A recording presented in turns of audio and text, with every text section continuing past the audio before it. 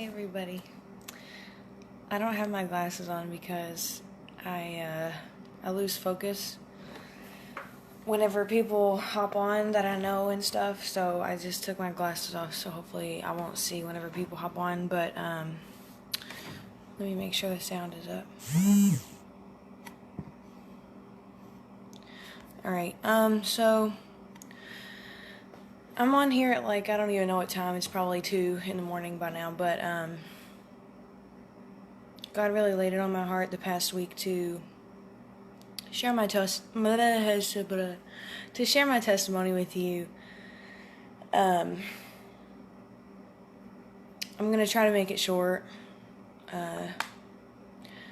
All I ask is that, if you know me personally, and you've wondered what's been up with me the past couple years, why I am such a Jesus freak, and why I post so much religious stuff on Facebook, all I ask of you is, if you have any respect for me, that you listen to this with an open heart and an open mind. I don't really know where to start, but there's very few people in my life that know how crazy and how rough my life used to be, how crazy and rough my childhood was. But what I can tell you, to sum it up, is I moved around a lot. I never had a stable home to call my own, and I was raised by a single mother with one brother, and a couple people that were put in my life that were really sent from God, that really helped my mom stay on her feet, because my mom had hurt her neck and she was living off Social Security to feed me and my brother. So I pretty much was more mature than I should have been my whole life. So I went through a little bit of poverty here and there. I can't complain and say that I ever slept in the rain, or say that, I was ever put in harm's way. Somehow I was never put in harm's way. I don't know how. For all the times that, because I lived with my mom, single mom, she, most of the time, 70% of the time, was staying with, boyfriends or something like that. And I don't know how God kept me safe, and shielded my eyes away from stuff that I shouldn't have seen. And now when I look back on my childhood and see where my mom took me sometimes, I start to realize what was going on at the time. But in the back of my head, I always knew God was there for me, keeping me safe. And I always went to church. I was made to go to church on Sundays. At this point, up until about 2 years ago, it was just a religion for me. And what I mean by religion is, it was a tradition. I was brought into it,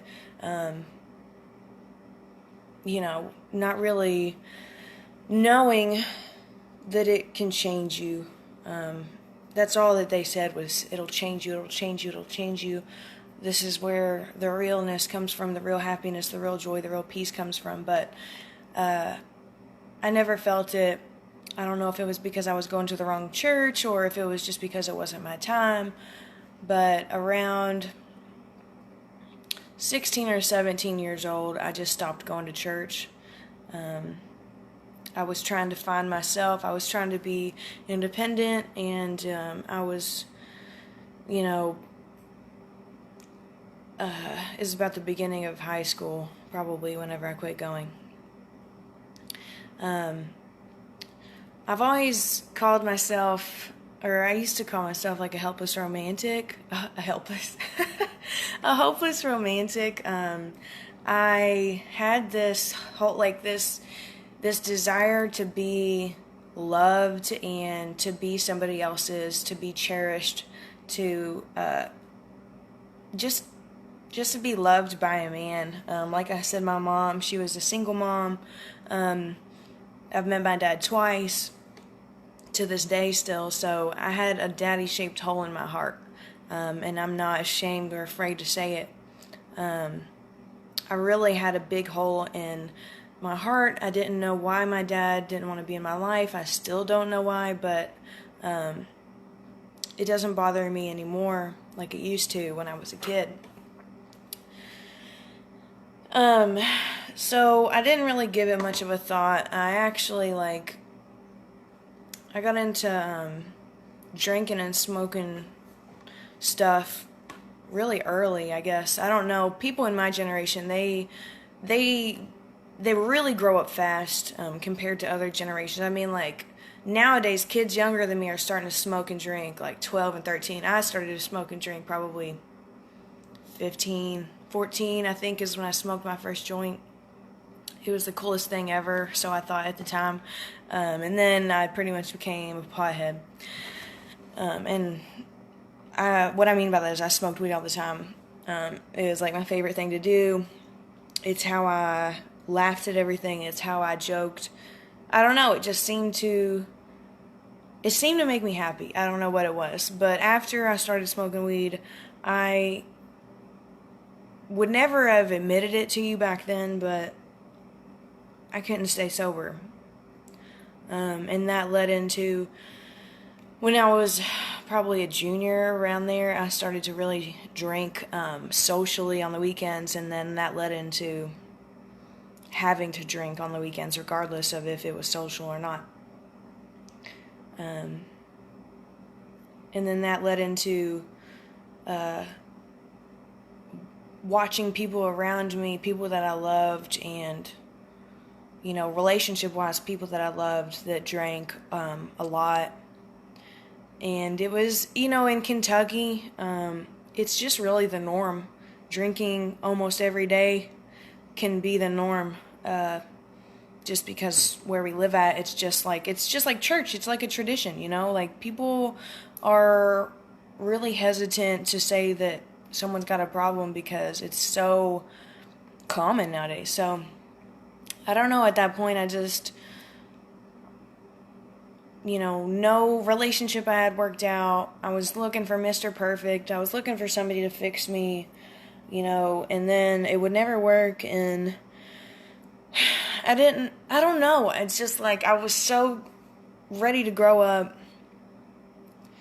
and I wanted something so bad, and I don't know, I couldn't put my finger on it, what I wanted, but I thought it was a man, so I just always stayed in a relationship. If I wasn't in a relationship, I was always texting some guy, just flirting with him, or, doing stupid stuff. And, so then I got out of high school. I was still really, at that point, I guess I knew I had a drinking problem. I don't know. But I wouldn't admit it. Maybe I would. I don't know. I've usually been pretty honest. But it got to a point where I was just out of high school, and it was the end of October of 2013, and I guess I started to really acknowledge God more because I found out that my mom had cancer. And like I said, other than my mom, I really just had my brother. And I already lost my grandma, who was pretty much like my other mom. I lost her when I was 10. So when I found out my mom had cancer, it's I started to realize, wow, the person that loved me the most, that I loved the most in this whole world, is going to have to meet her maker, for lack of better words. And it was the shortest 4.5 months of my life, having to take care of my mom. But, and I didn't have a relationship with God at that point. I still prayed once a day or once every couple of days because I was I was an autopilot. I was so depressed that, like, I had to stay strong for my family. You know, I had people breaking down around me. I had to stay strong for them because I didn't know what else to do. I felt like it was my job. Then once my mom finally passed away, that's when it all hit me. I wasn't an autopilot anymore, and I was miserable. But while my mom had cancer and was very rapidly progressing towards passing away, I was still heavily drinking. I had broken up with somebody who I had a really good relationship with. There was really nothing wrong, but I didn't know how to handle my mom passing away. I was grieving. So I left him, and through mutual friends, I met who is now the father of my child. And I made some of the best and some of the worst decisions. And I know it's from God, because I wouldn't have my daughter if it weren't for all those decisions. But I definitely, when I made decisions around that time, it was because there was a huge hole, there was an aching in my heart. I was grieving because I was about to lose my mom, and I didn't really know what to do. If you've never lost a parent, please, you know, I just want to throw this in here. This isn't part of my testimony, but for those of you that make jokes about parents being dead, you know, it's all fun and games until your parents pass away. So I made some really bad decisions. As my mom came towards her passing, I probably had more time than I could have spent with her. Let's just put it that way. But I decided to be with this guy who, it was just full of lust. It was really just lust and having fun drinking and doing drugs. I got hooked onto pain pills. I have, like, some health issues going on and stuff, and I have for a long time, but I didn't know it. So those pain pills really helped with my pain and blah, blah, blah. And I really got addicted to pain pills for, I don't know, it's probably about 2 years or more. And at that point in time, I couldn't think about anything else. You know, my mom had passed away. I was drinking 4 or 5 days a week. But I wanted a kid. I knew in the back of my mind, like, I thought at this point, because this guy that I was with was not, like, the funny thing is whenever you're hurting, you make the funniest decisions. Like, looking back at the decisions you make when you're hurting, you're like, why did I make these decisions? Like, you pick, like, possibly the worst person to be with. Like, they treat you like crap, you know, they don't show you your worth. You don't know your worth. You're not making right decisions. But I stayed with him because I loved him. So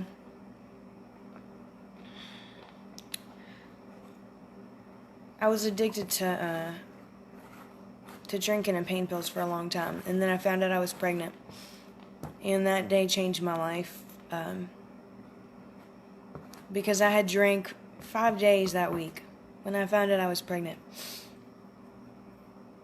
But I knew I needed a baby. I was actually trying to have a baby. And that's the part. And you're probably thinking, like, well, what are you talking about? How are you going to sit there and drink and do all this stupid stuff when you know you're trying to have a baby? Well, I was trying to have a baby. It had been 9 months at that point that we had talked about having a baby. I knew that in the back of my head that if I didn't have a child, that I was about to turn 21 this upcoming year, and I thought I was going to go to jail from fighting in a bar or something like that. That's what I had told myself. I was like, if I don't have something to keep me at home, because he wasn't the right person for me, and I probably knew that at the time, but I knew that he wasn't what I needed. He didn't make me happy. And what I realize now is that nobody can make you happy.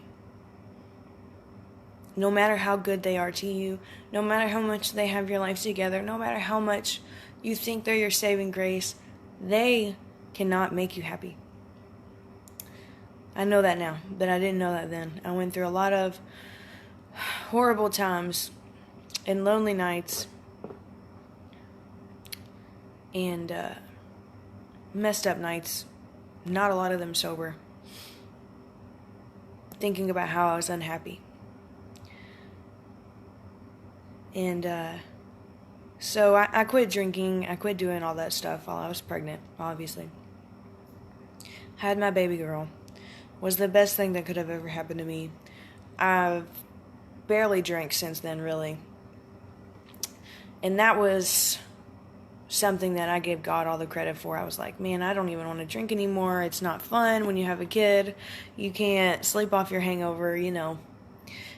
It just wasn't worth it. So then everything really, really went downhill after I had Evelyn. And I really fought to keep that relationship together because I loved her father so much that I can honestly tell you that I did idolize him. I put him number one above myself, above my health, above Evelyn, above everything. Even above drugs, which back in the day, you know, I made sure that I didn't go a day without pain pills, and if we were without them, we were looking for them all day. It got to the point where I was spending at least half of my check on pain pills. And I left him 3 times. And every time I left him, I didn't want to. It was because I physically had to. Physically, I have never felt so bad in my life. I was an overthinker.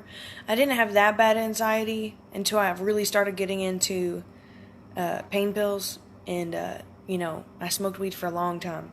So that was nothing new. But when you're around toxic people too long, and you let them convince you that you're something that you're not, and that you're not good enough, and that it's always your fault,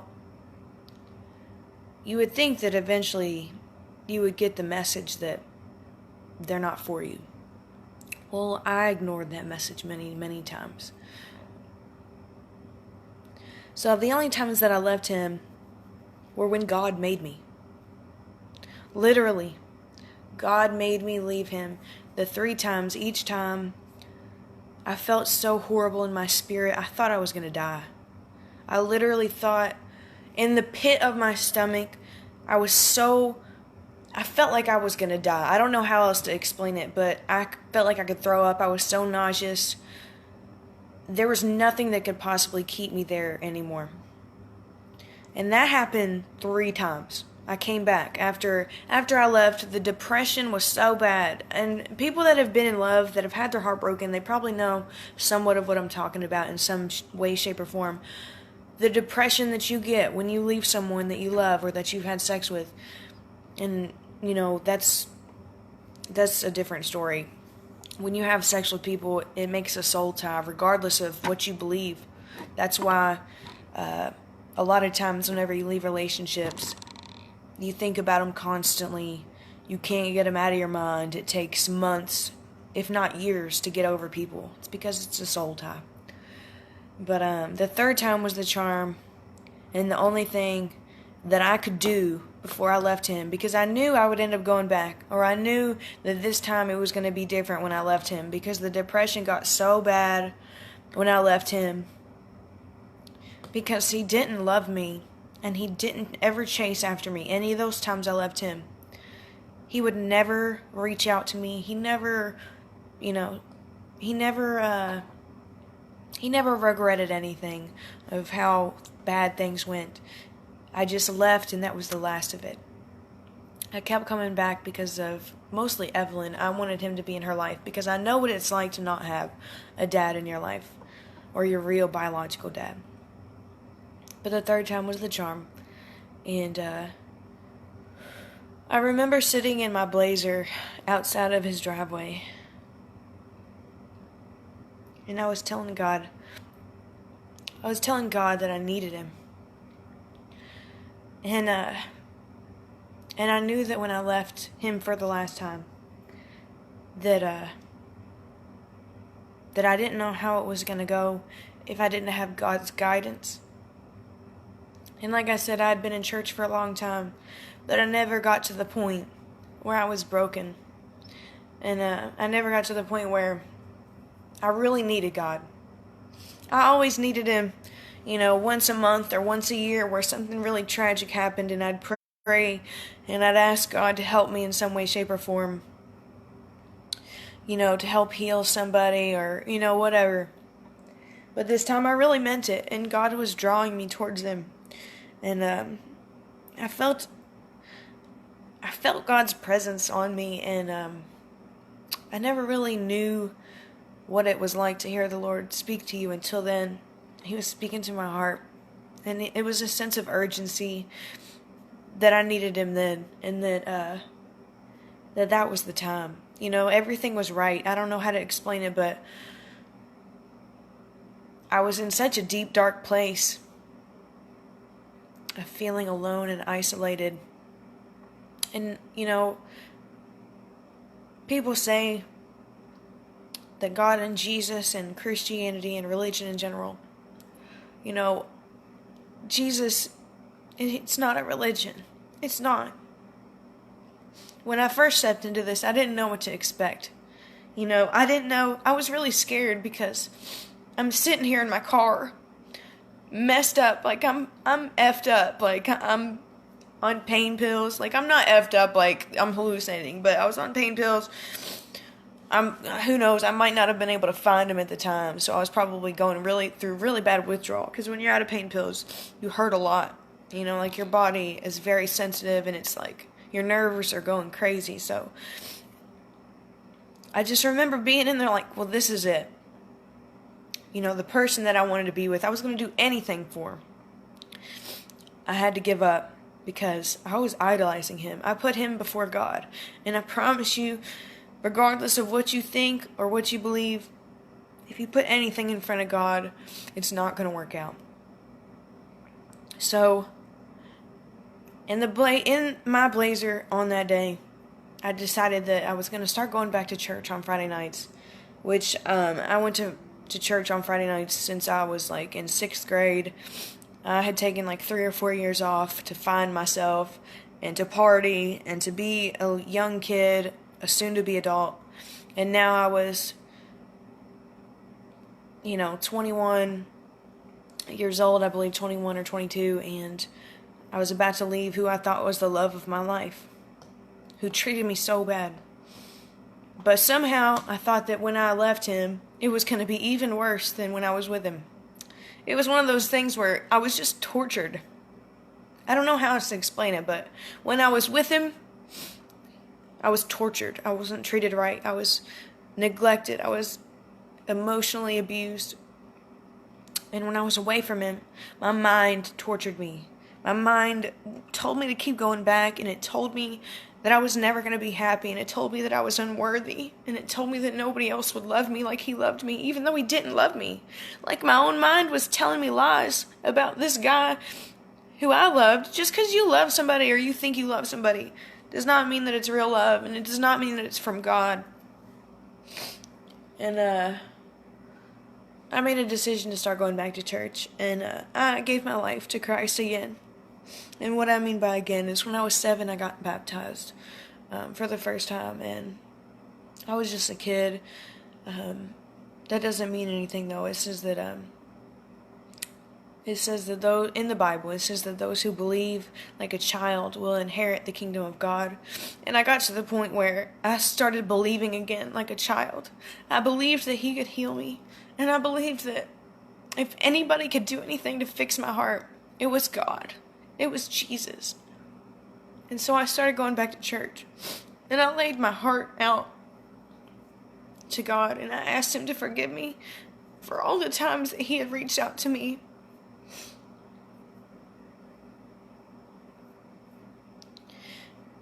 And I don't know how it happened. I don't know how he forgives me, but after all the years that I had anger built up in my heart from my dad not being in my life, and all the pain and suffering that I put myself through doing drugs, and I was never able to be sober, and that was, I should have known that was wrong. I should have known there was something wrong when I couldn't be sober, because I wanted to numb the pain.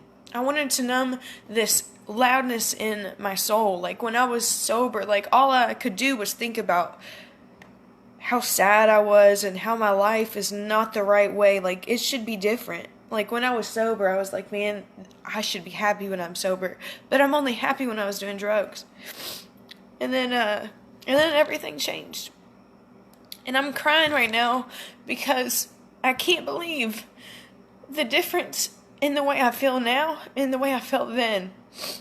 And now, I just wish that I could have changed sooner. I wish that I could have listened and accepted God sooner. I wish that I could have... you know how many thousands of dollars I could have saved? I spent so much money on weed. I spent so much money on alcohol. I spent so much money on pills. So much money, dude. God. I mean, even after I had a kid. Like, I'm not going to put it out there and say that I was perfect. Like, addiction is a problem. We're not going to go into if it's a disease or if it's not a disease. Addiction, it comes from the bottom, the deepest, darkest pit of hell. That's where addiction comes from. Because I've been there. It's something that you won't give up. Addiction, you won't give it up until you want to. And it can happen. You can kick it to the curb. But most of the time you can't do it alone. But in February 2017, I gave my life to Christ again. And ever since then, I will never be the same. I won't. And I won't apologize to anybody. Because I'm happy now. Why would I apologize to somebody for being who I am? I've never been happier in my life. I've never felt... I know who I am now. Like, I'm a changed person. And I never thought that could happen. Like, I really thought, like, I would have never admitted it. Because I went to church my whole life. And I've been a Christian. I've been a Christian my whole life. Doing drugs, drinking. I've been your typical lukewarm Christian that God says He will spew out of their mouth my whole life. And if I were to die back then I would have went to hell. My whole eternity. But now, because I gave it up to God. When I first started going to church, I was still addicted to pain pills. I was still smoking cigarettes. I was still addicted to weed. I don't think I was drinking all that much, because after I had Evelyn, I didn't really want to drink, but the depression and anxiety were so bad when I left him that I literally don't think that I would have lived. I don't know what I would have died from. I don't think I would have killed myself, but I think that I was so depressed that now I know it's the enemy, because the enemy, all he does is comes to seek, kill, and destroy. He was attacking my mind. The enemy was attacking my mind so hard and convincing me to go back to the man who abused me mentally and emotionally. He convinced me that I was unworthy, that I didn't deserve anybody else. And so I kept going back, and I knew that I wasn't going to go back. It wasn't an option anymore.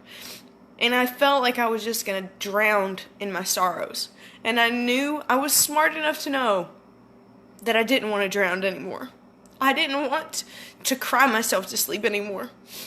And I wanted to be happy. I wanted to be the mom that... I wanted to be a good mom. I didn't want my daughter to worry about him like I worried about him. I didn't want my daughter to worry about what's wrong with mommy, I wanted to be able to be strong for her, and I didn't know how to do it. But I knew that if anybody was strong, that it was God. And He's so strong. And He's so loving. I'm crying because of the grace of God. I'm so thankful. I'm so thankful for what God's done in my life. In a matter of 2 months, 3 tops, since I left my ex, God had completely healed my heart. He completely healed my heart, and I slept fine. I didn't have nightmares. I didn't wake up lonely.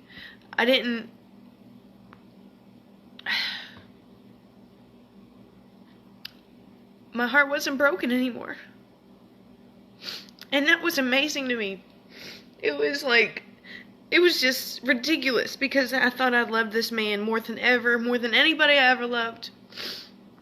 And it took me a long time to get over other people, but this one, God heard me, and He heard my cry, and He healed my heart. It was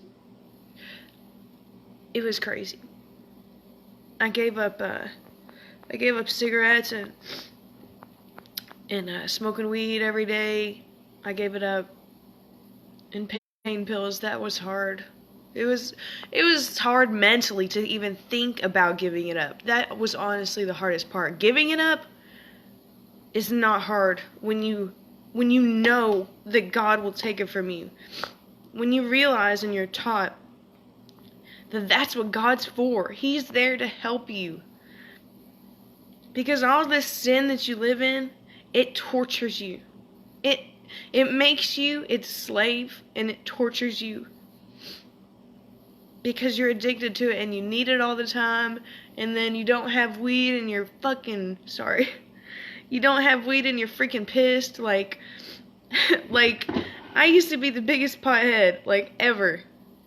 And whoever says that potheads are peaceful, bro, please ask me, what happens when that pothead runs out of weed? He's the meanest guy that you know. He's so mean. You do not want to be around someone who smokes weed all the time when they run out of weed. Just like cigarettes. Everything's fine. They're the same person, but they run out of cigarettes. You better stay clear of them until they find another cigarette. They're going to be searching for a cigarette butt through the entire parking lot. That is a problem, guys. That is not normal. You know what I'm saying? God, I'm just... So, I gave all that up. God delivered me from cigarettes. I don't know how it happened, but He spoke to my heart during a service, and I was like, I'm done. I'm done wasting my money on cigarettes. I'm done wasting my money on weed. I'm done wasting my money. And I'm done being addicted to pain pills. I was not going to waste one more day wasting time that I could have had with my daughter, wasting time that I could have had with the people that I loved in my life. I wasn't going to waste my time anymore. And He took it. All you gotta do is believe that He's gonna take it. All I did, I prayed a simple prayer, and I was like, look, God, I don't want this stuff in my life anymore. It's making me miserable. Or, even though I loved it, even though I thought that I loved pain pills, and that I loved, I just got used to smoking cigarettes, and I loved weed. Believe me, I'm the first person to tell you that weed, it made my life better. Weed did make my life better, because I was numbed out. I loved listening to music when I was high. I zoned out. The thing about weed is, you can, focus on one thing, and you can blot out everything else. And with me, I was covering up all the hurts that I didn't want to think about. I was covering up my stressful life. I told you, I never had a place that was ours. My mom never had a place that was hers. She never had property, never had a house, never had an apartment to her name. Throughout all of school, I had I didn't literally have a place. Like, I lived with family members, or I lived with my mom's boyfriends, and that was rough. Like, I'm not even gonna fake it. That was really rough. Like, it affected everything. I was so stressed. Like, I did not get good grades because of the way that I had to live when I came home. And people need to realize that, like, you gotta quit judging people. You gotta quit making fun of kids. Like, if you're still in school, like, for some reason, if this comes across somebody who's still in school, you need to be that guy. You need to be that person that goes over to the lunch table where somebody's sitting all alone every single day. You need to be that guy that tells them, hey, man, what's up? You know, I know I'm not your friend or whatever, but I want to be friends. Like, you never know what that kid is going through when they get home. You never know if that's their only meal for the day.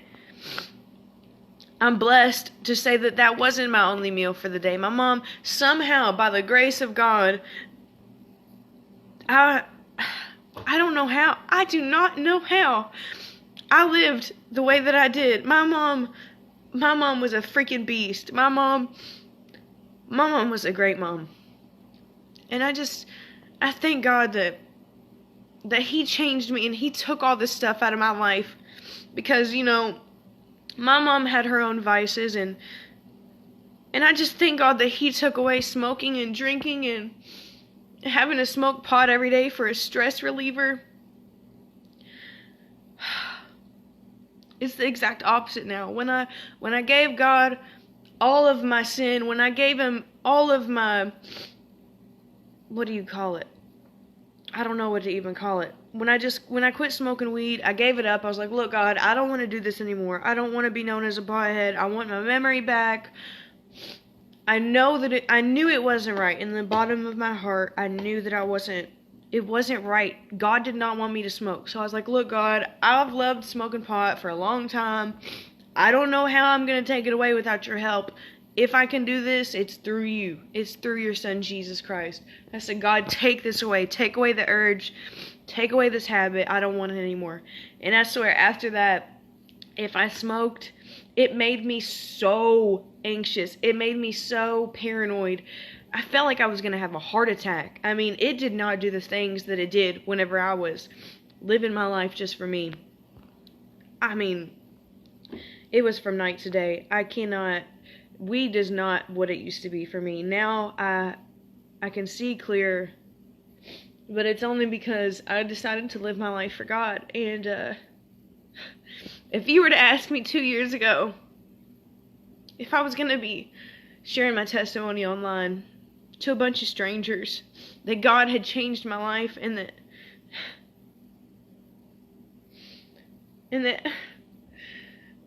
the love that I feel for complete strangers, guys, it's just crazy. Like if you're looking at me wondering why, like, I say that I love strangers and it seems crazy, it's because it is crazy. But it's real. Like, I have so much love in my heart from God Himself that it overflows into my life. And it overflows to the people around me, because I know that I was going through tough times back in the day when I didn't know who I was in Christ. I didn't know how worthy I was of God's love. Like, you're so worthy of God's love. Like, if you are listening to me and all you get from this is this one thing, please know that you are worthy of God's love. We're not perfect. I'm not perfect. I don't try to be perfect. And I don't try to post this stuff online to seem like I'm perfect or to seem like I'm better than anybody else. I post it because I need you to understand how much God thinks of you. Oh, God, He loves you so much. He loves you so much. He yearns for you to talk to Him every day. It'll change your life. It'll literally change your life. If you don't believe in the Bible, all I ask you to do is to read one verse a day. Just read one verse a day and see what it does. But you need to know that you're worthy of God's love. You need to know that you're not unworthy of anything.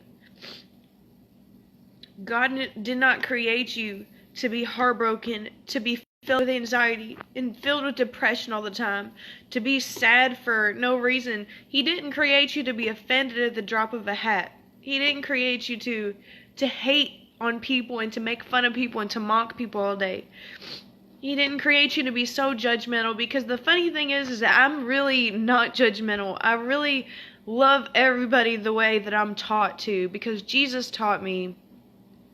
You know, he came for the sinners. He didn't come for the people that already knew he was real. He came for the ones that were hurt, the ones that were rejected by society. Those are the ones that he came for.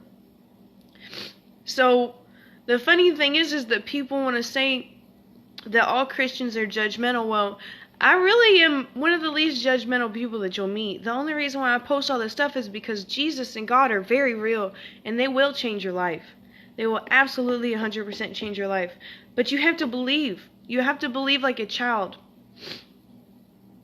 You have to believe that he can heal your heart. You have to believe that he can take away your guilt or your shame. And you have to humble yourself to be able to admit that to God. You don't even have to admit that in front of a whole church on the altar.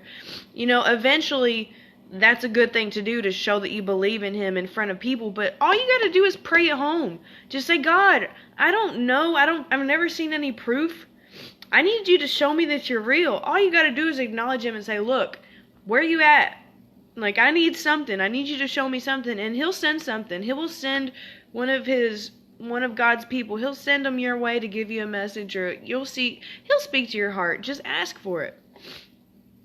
But he changed me, and like I'm not saying that some Christians aren't judgmental. The thing is that the Christians that are judgmental, they're not real Christians. They don't know the love of God. Because once you get a taste of the love of God, once you feel the presence of God and you understand, like literally, when I felt the presence of God, it changed my life. It literally changed my life. Like, in the presence of God, oh God, I can't even explain it. It's so amazing. Like, it's better than anything in the whole world. Oh God. All you gotta do is ask him to meet you halfway. Because see, in the Bible it says that he will knock on the door, but he can't open the door. He's waiting for you to answer. It says, ask and you shall receive. All you gotta do is ask. Ask him for whatever you want to know. Ask him, dude, where are you? Where have you been all my life? Why is it that everybody's talking about Jesus, but I've never felt you? I've never, you're probably not going to see him. I mean, sometimes angels show up. I've never seen an angel. All you got to do is ask. You know, there's people that have had their lives changed. But there's also, on the other side, there's horrible, judgmental Christians that are so hateful that all they do is judge, when they're doing the same thing. These hypocrites are doing the same thing at home. Those Christians are going to get spit out of God's mouth. They're going to say, leave me. He's going to say, leave me because I do not know you. There's plenty, it says in the Bible, there's plenty of people that call on him, say, Lord, Lord. But he will not answer because he does not know them. All they do is do it for politics. They do it to make themselves look good, but they don't have a real relationship with Jesus. Christianity is not about religion. It's not about politics, and it's not about going to church, getting all dressed up, and saying, hi, how are you? God bless you. It's not about that. It's about going there to seek healing, to seek deliverance from whatever it is, depression, anxiety. You know, sometimes you have to get delivered from your past, your memories, things that have broken your heart that are still there, that you cover up because you don't know who to talk to.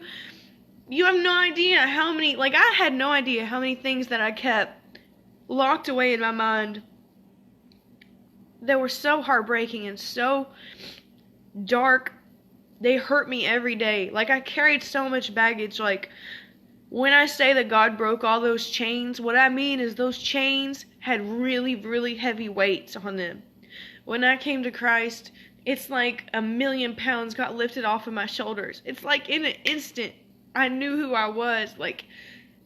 It's like everything changed. It's like there was a veil over my face. In the Bible it says there's a veil that's lifted from your eyes. It's a spiritual veil. And when you come to Christ and you ask him for forgiveness and you say you believe in his son who died on the cross for you, he died on the cross for you. We can't even fathom the pain that he went through for every single one of us. It's not just one or two of us. He loves every single one of us. Like, more than his son. He put his son on that cross for you. To heal you, to heal your physical pains, your emotional pains, your past, your present.